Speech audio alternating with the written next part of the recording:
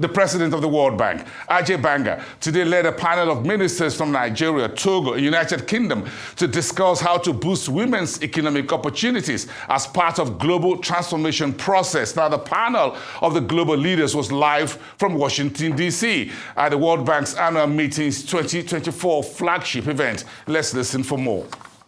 At the end of the day, the productivity and capacity of women to change our future is second to none. And the reason is very simple. They bring up our families, they bring up our cultures, they bring up our values.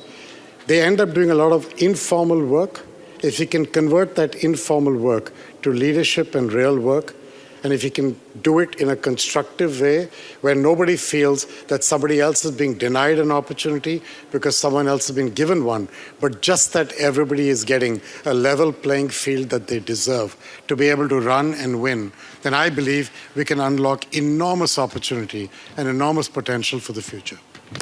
Inside this is a serious issue of cultural biases and historical biases against this topic. So it's not that easy to do, it's easy to speak to. But I've seen firsthand over the years, Shaks, when I was in my prior jobs back at Citibank and MasterCard, that if you enable a lady of the house with social and economic independence, she transforms her family forever.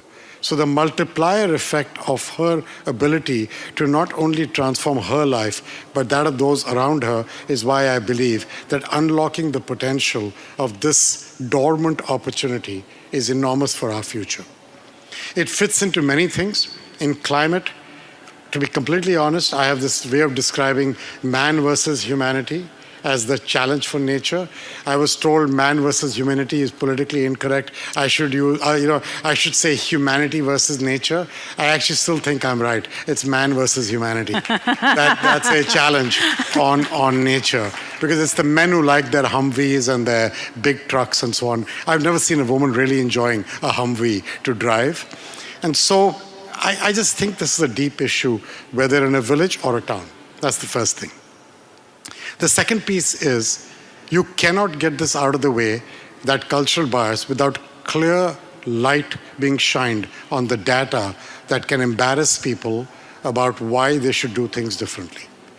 So one of the things that we want to do is to use our ability to create data and the transparency of data to make this conversation come above water and have a really good discussion. The third part of this is that the regulatory laws in many countries, you look at our Women in Law report, it tells you that women don't have the same rights across certain parts of the world. And I think, again, we can be helpful in both shining a light, but also helping to move those policies in the right way, from asset ownership to business ownership and the like.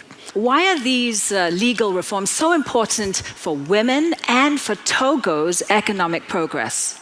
For us, we think that there is no way that we can achieve sustainable development without involving women, because they are the majority. It's like the parliament. And in Togo, women represent 52%. And in this, we think that, or we strongly believe that investing in women remain the way that we can easily achieve our social and economic development. In Togo, we do a lot, but I will try to focus on the three areas. The first related to the women economy in business. The second related to the financial inclusion, because Ajay also talked about it. And the third related to the women leadership. And when I take the women business area, it's very well known that Togolese women stand out as having entrepreneurship inbuilt in the DNA.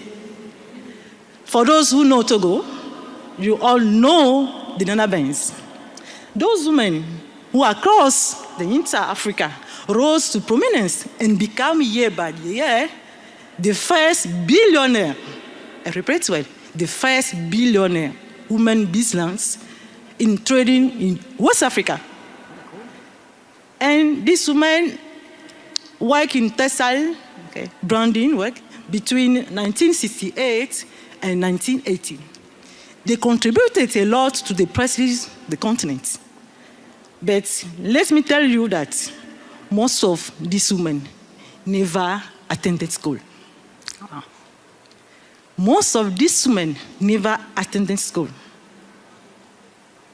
And we believe that by the conviction, the determination to succeed, they surprise the African continent.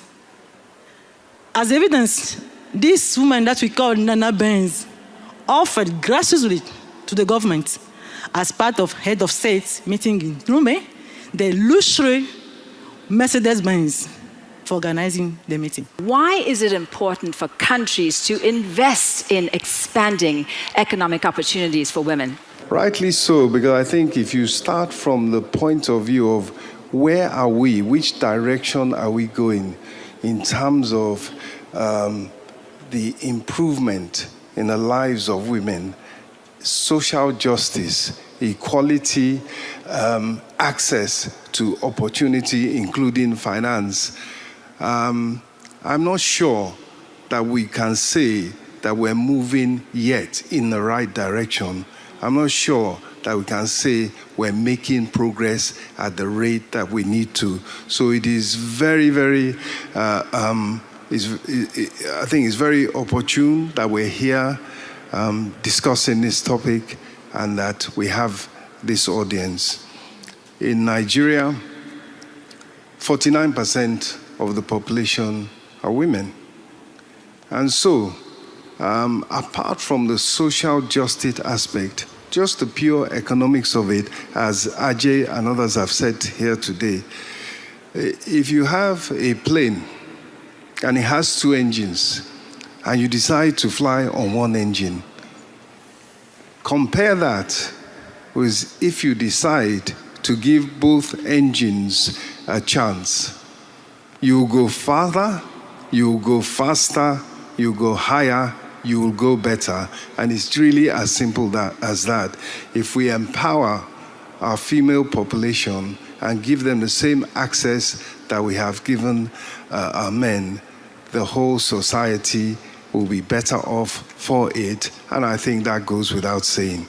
In Nigeria, we have been deliberate. We have a national action plan for the empowerment, the economic empowerment of women. It was launched just recently, a year or 2 ago by the president. But what it points to is that it is a deliberate commitment, and it comes from the very top politically. We have our flagship programs, and we're grateful to the World Bank for the Nigeria for Women project. And what that does, it currently is 6 states and to be rolled out in even more. And I think it's a project that people around the world should take the opportunity to come and see and learn from, because what it does is it puts women in what we call women affinity groups, essentially self-help groups. And within those groups, there are about 22,000. And within those groups, women learn, they train, they get funding, they get education, they get assistance. And of course, between themselves, they strengthen themselves. And in particular, they fund themselves. Very clearly it's the case that from the climate crisis through to conflict, so often it's women and girls who are at the brunt of crises, but we're often cut out of making the solutions as well. We believe that needs to change. We know from the UK's experience that putting women and girls equality at the forefront also delivers very powerfully for economic development as well. We are seeing many women and girls experience a devastating rollback of their rights and freedoms, and at home and internationally as a result. I wish we didn't have to keep making this argument, the moral, political, economic argument for women's equality, but clearly we do still.